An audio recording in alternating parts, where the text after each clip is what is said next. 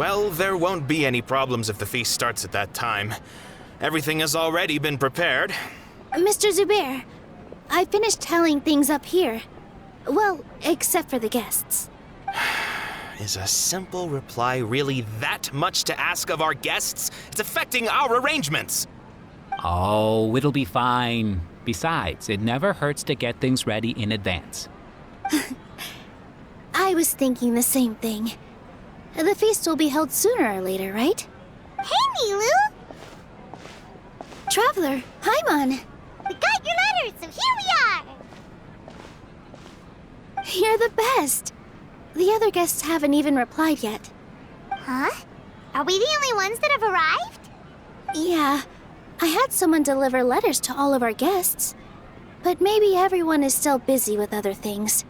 Look, I get it. Sumeru is in an extremely important period of transition right now, but even if your friends are important figures, they shouldn't just ignore your request like this. Nilu is Sumeru's #1 celebrity, after all. You have no idea how happy I am to talk to people with good taste. If you consider enjoying Nilu's dances having good taste, then almost everybody has good taste. Because Paimon thinks everybody will love her performance. That's right. We all think she's amazing too. Nilu is an absolute favorite among those of us who frequent the Grand Bazaar. For Outlanders, you have a great eye. Master Zubair, let's have a vote for the most outstanding audience members next time. I think these two may win. Nonsense. It is not for us to determine the value of an audience. But indeed, we could try giving gifts to people with particularly good taste. I heard there's a device in Fontaine called a camera that can record people's appearances as pictures. Such pictures would make superb gifts. Ooh, good idea. I wonder where we can find one. You guys are so funny. There's really no need for that. I'm satisfied just being able to perform here. There's always a lot going on at the Grand Bazaar. Yeah, and that's why I love it here. Traveler and Paimon, could you help confirm if the letters were actually delivered? If for some reason they didn't receive the letters, then please tell everyone that there will be a feast here. Yeah, we can also check out how everything in Sumeru is going now. When I wrote the letters, I heard that Dia was in Port Ormos, and Alhaitham was at the Academia. As for Sino, we've only heard that he appears at the Academia from time to time. I'm not too sure about Rahman's whereabouts. My guess is that he's with Dia. As for Dunyarzad, I just hope she's feeling better. I sent her a letter, but I was afraid of disturbing her. If you have time, please ask about her for me. Okay, got it. Let's go, Traveler.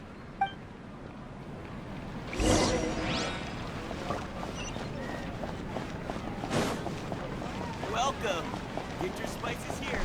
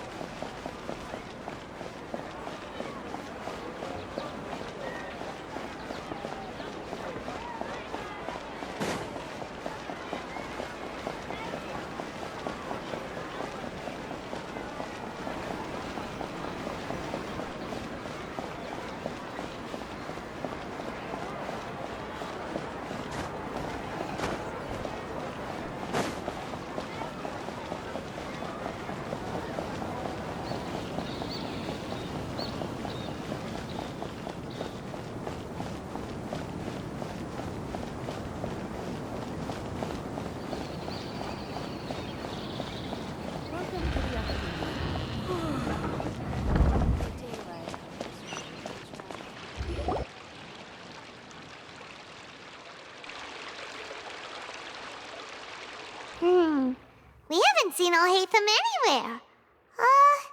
Let's ask that person over there.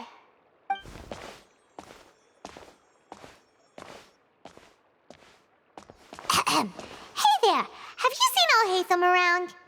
Yes, it seems Scribe Alhaitham has gone to the House of Dana. You should be able to find him there. But you're already the second group of people I've seen looking for him today. He must be quite the busy man. Oh? Who else was looking for him? Mr. Cavey was just here asking about him. You wouldn't believe how terrible their relationship is. And now you two are here. Don't tell me everyone's here looking for gossip about the sages. No way! We're strictly here on business. Ah, I see. Sorry, I thought maybe everyone's as interested in rumors about the sages as I am.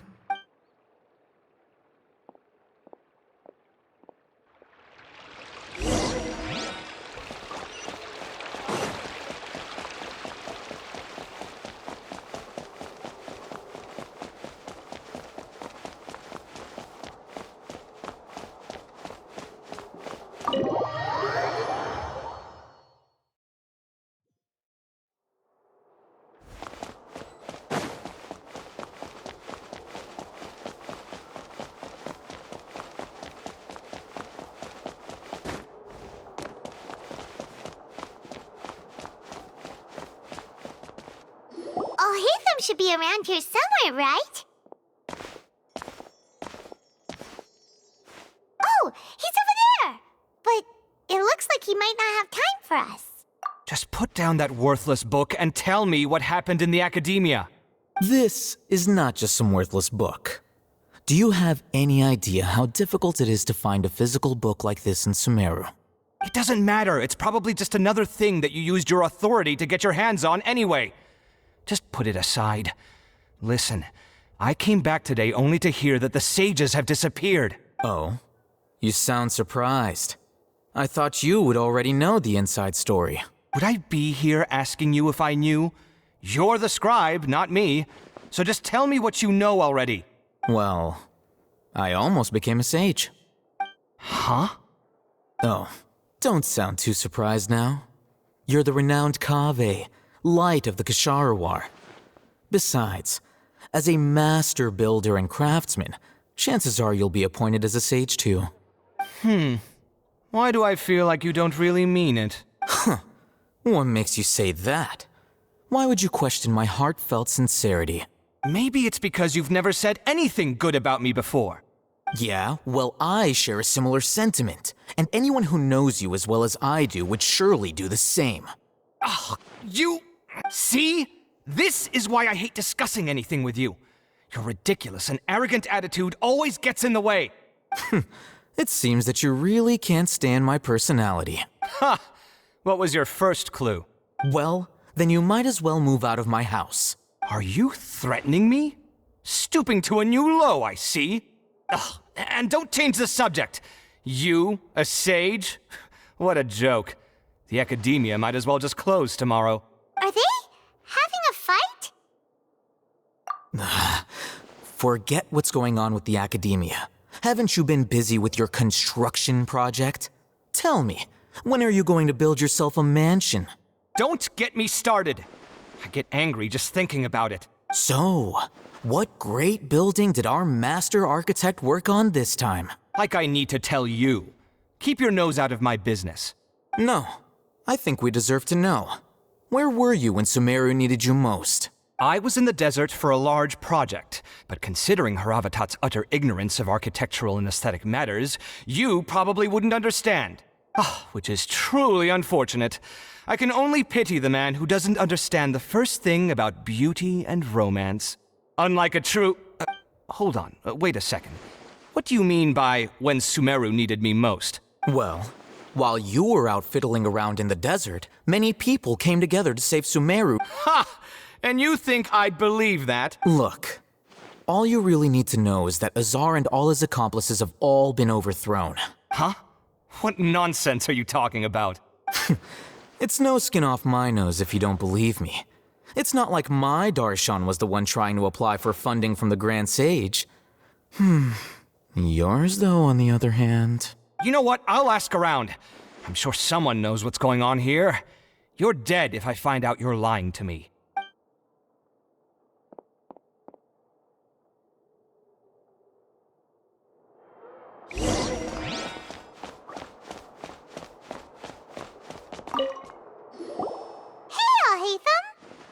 Oh, it's you two. What's the matter? We're running some errands for Nilu. Have you received her letter? Letter? Nilu said she sent out a letter inviting everyone to a celebration feast in 2 days at the Grand Bazaar. We'll also be celebrating Zino's reinstatement as General Mahamatra. If she addressed the letter to all Hatham of the Academia, then the letter should have gone to my office. I've been busy these days, so I haven't had time to check for any new mail at my office. I only now have some free time to attend to personal matters. Have you always been so busy with your work? Of course not. I'm only busy these days because several sages have been dismissed recently and the whole Academia was practically turned upside down. Tainari told us they all went to train in the Avidia Forest. Apparently they will spend the rest of their lives there. That is already the best possible ending for the likes of them. 4 of the 6 great sages were possessed by their desire for power and attempted to create a new god. In order to pull it off, they even imprisoned the other 2 rational sages. To imagine such things could take place in the Academia.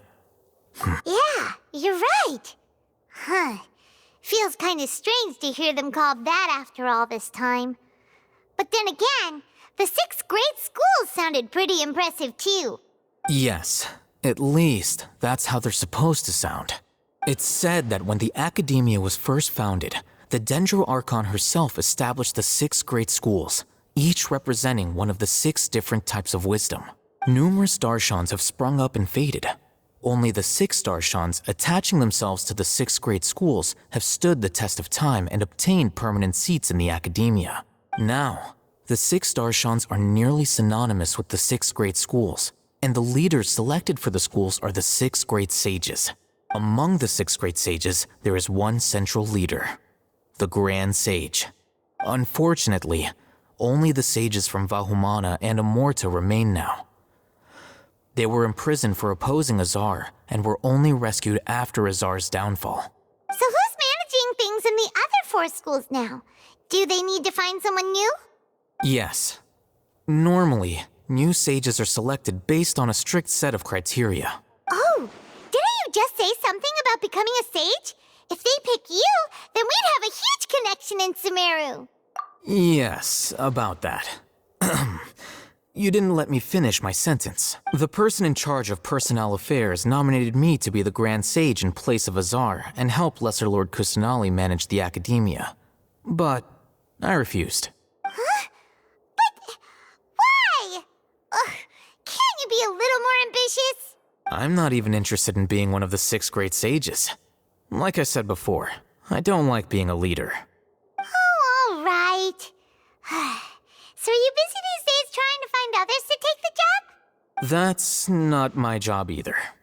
I'm only responsible for handling important affairs within the Academia before the new sages take office. And the first thing I'll do is reject Kasharawar's application for funding. By the way, who was that other person just now? Is he your friend? Do we look like friends? Paimon doesn't know. That's why Paimon's asking. His name is Kaveh, my roommate. You could say he's the representative for Ksharawar scholars, which is exactly why he always has so many problems. So everything that's happened recently must be a huge change for the people of Sumeru. Such is the work of the Academia Scribe. Well, anyway, no matter how busy you are, since you are our planner, remember to attend the celebration feast in 2 days. All right, I'll see you there.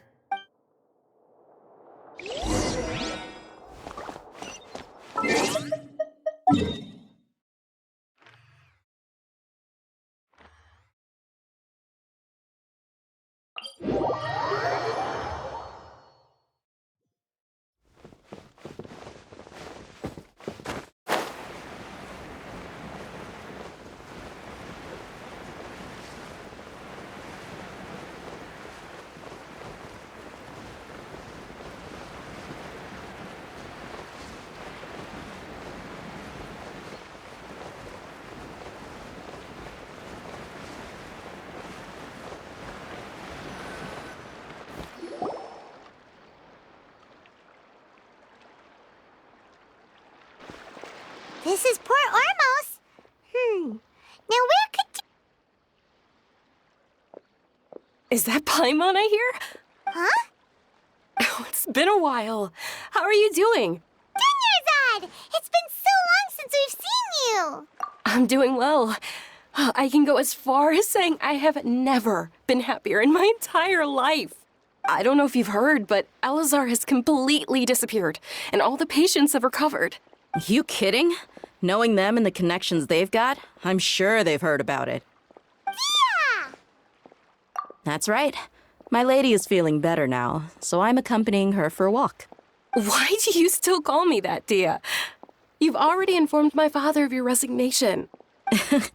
I guess I'm just used to calling you my lady. Old habits die hard. Resignation? You mean you're quitting? Yeah, I might start losing my edge if I keep being a bodyguard for the Homayanis. You know that my parents and I are fond of you, and that we appreciate you very much. It wouldn't be a problem if you wish to continue to be our bodyguard. I'm not a woman that's easily persuaded. You should know that by now, my lady. When I took this job, I had already decided that I'd quit as soon as you'd recovered. It's time for me to get back out there and chase that horizon. So what are you gonna do now if you're not gonna be a bodyguard anymore? I want to take a risky job and put my body to the test again. Huh? But we literally just finished one of the most dangerous jobs ever. Are you getting... I know. If I hadn't joined in that plan with you, I wouldn't have come up with this idea. I guess I still get fired up by that feeling of going all out in a fight. It made me realize that I'm still a mercenary through and through. Life is short, and I'm happy that I got to be a part of that operation. But the whole thing also made me realize that there are still many problems in Sumeru. And as a desert dweller, I'm still not completely ready to settle down on this side of the wall. Well, I remember a friend had someone bring you a message. You mean I'll hate them? I didn't expect him to still remember that. I thought he was joking. We just came from talking with Alhaitham at the Academia. Did he tell you that he suggested that I come work at the Academia? What?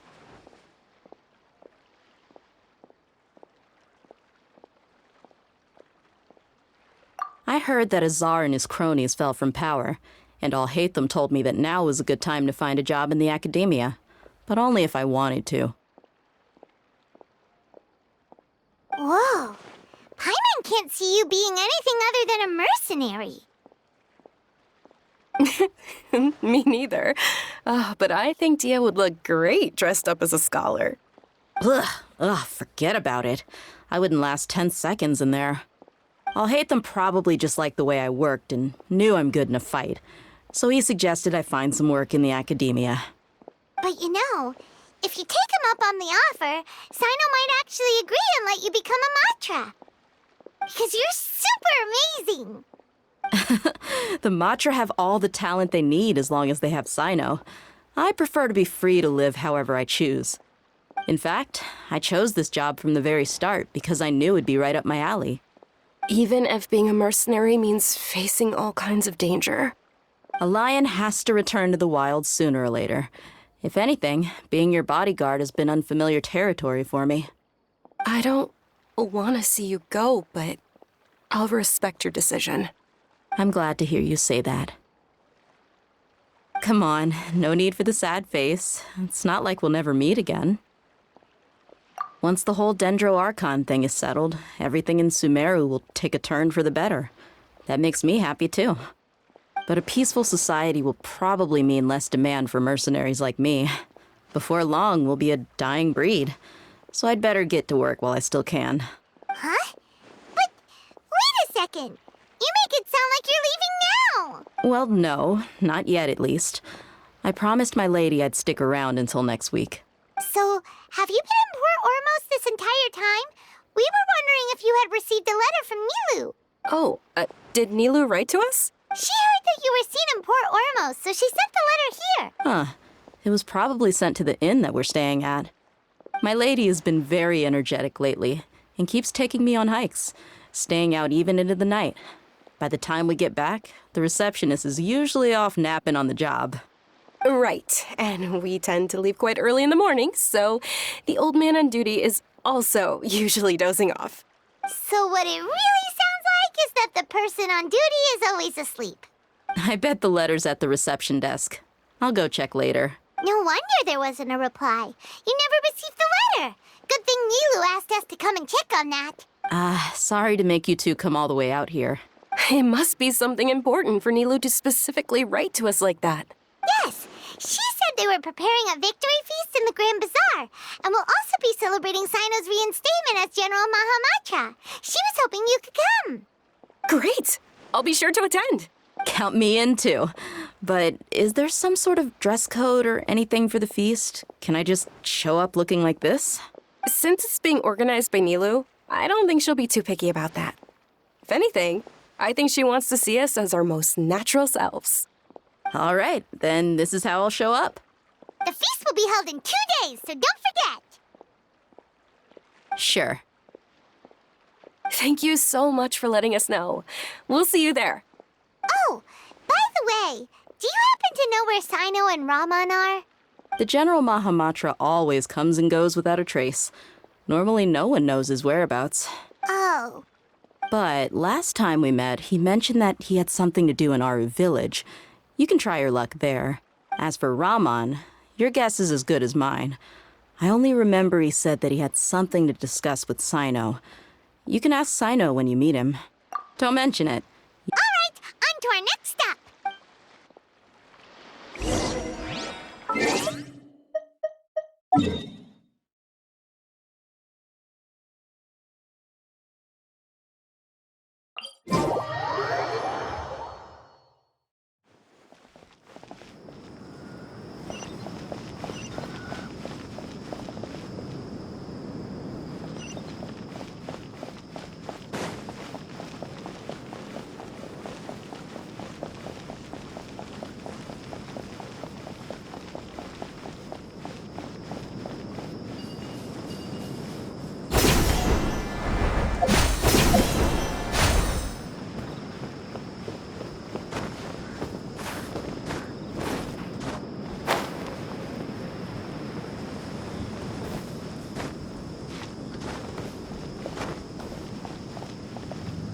It's been a while since we last visited Aru village. Ah, there's Sino!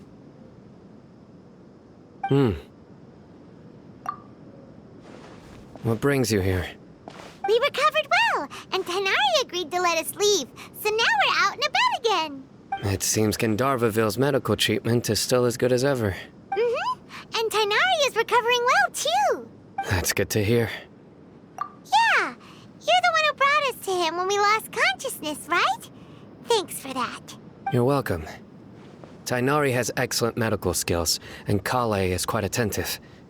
It was the best place for you. But why are you just standing here like a dead tree? I'm meeting some people. Oh, you mean Candace? I've already talked with Candace and the village chief. They're still at the usual place. You can go there if you'd like to see them. But you know one of the people I'm meeting as well. Oh, by King Deshret's blessing, my friend suddenly appears in the desert. Don't tell me you've run into trouble and need us to help now. Raman! And... huh? Sataria? Oh, you know me? Oh, well, you're pretty famous in the academia. Don't worry, these are our friends. No need to be so guarded. I see. I'm doing well. Many good things have happened recently. Same here. Really, I feel that my whole life has started to shine after suddenly finding a new direction. Oh, tell us everything. Yeah, you go ahead. All right, well, I suppose I should start by saying I've decided to leave the academia. What? It's not that I've given up on being a scholar. Instead, you could say I've found a new identity. I will no longer pursue research like a typical scholar, but I have not completely given up on my relationship to knowledge either. I can see what you're saying now. What do you mean? I plan to leave the academia and return to teach here in the desert. Wow, so you want to become a teacher? Sataria will return to support education here and teach people from the desert. She can't teach everyone on her own, but there are many of us eremites all over Sumeru. She came to discuss a collaboration with me and hoped that I could bring her ideas to the eremites. Yes, It's my hope that the Eremites can help me select a group of smart people with the best aptitude for teaching. I'll teach them, and after they've finished learning from me, they can go educate more people. That is the true meaning of education and the spreading of knowledge. The people of King Deshret suffer from sandstorms, exile, and ignorance. Miss Itaria is more than welcome to come teach here. Her arrival is like a star shining in the desert night. The stars have always guided caravans, thieves, soldiers, and travelers who get lost in the night. They lead those in the dark out of trouble and back to safety. Oh, please. Where's all of this coming from? I'm starting to feel a little embarrassed. You deserve these compliments. Mercenaries are accustomed to danger and don't fear death, which is why we recognize extraordinary actions that common people would easily overlook. Setaria's idea will bring much good to many people. At first, I feared it was destined to fail. Everyone knows that the Academia doesn't allow scholars to teach in the desert without permission. As you know, all knowledge is under their surveillance and control, and very few desert dwellers are as lucky as me. But what I heard at that time has been haunting my heart, as if there were lightning bolts constantly bombarding my soul. Setaria, you tread a treacherous path, and the longer you ignore it, the tighter the Academia's grasp on you will become. Setaria, why haven't you gone home? Never forget that the desert that belongs to you lies elsewhere. Miss. These words sparked something in me, and I knew that I had to bring something back to my people after going home. I gathered up the courage to approach the Grand Sage, only to find that he was no longer at the Academia. Lord Sino told me that Azar didn't belong there anymore. Azar has received much-needed punishment. Though, if you ask me, it may have been too light. You probably have already heard. Lord Sino helped me obtain permission to leave the Academia for the desert, and accompanied me here to discuss collaboration with members of the Eremites. My plan was able to go smoothly thanks to him and Rahman. You're all doing so much for the desert. Aside from that, I also have some other business to discuss with Sino. Lesser Lord Kusanali has allocated many resources to support and develop the desert. I've done some business for her, and part of it required the assistance of the Eremites. I applied for a few batches of educational materials from the Academia, and sent them to several groups in the desert, as instructed by Lesser Lord Kusanali. I believe the people will make good use of them. That's exactly what the people here need. Physical books and other related items. If it weren't for Sino and Lesser Lord Kusanali, I'm afraid we'd never be able to get our hands on them. Apart from this, the Academia is also recruiting scholars that are willing to teach in the desert.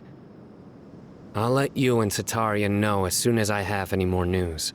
We must be persistent about this, and maintain these resources to ensure long-term effectiveness. This is the first time in hundreds of years we've had a glimmer of hope. I think this may be the turning point for the desert. Remember these words. Here lies our faithful priest, Kasala.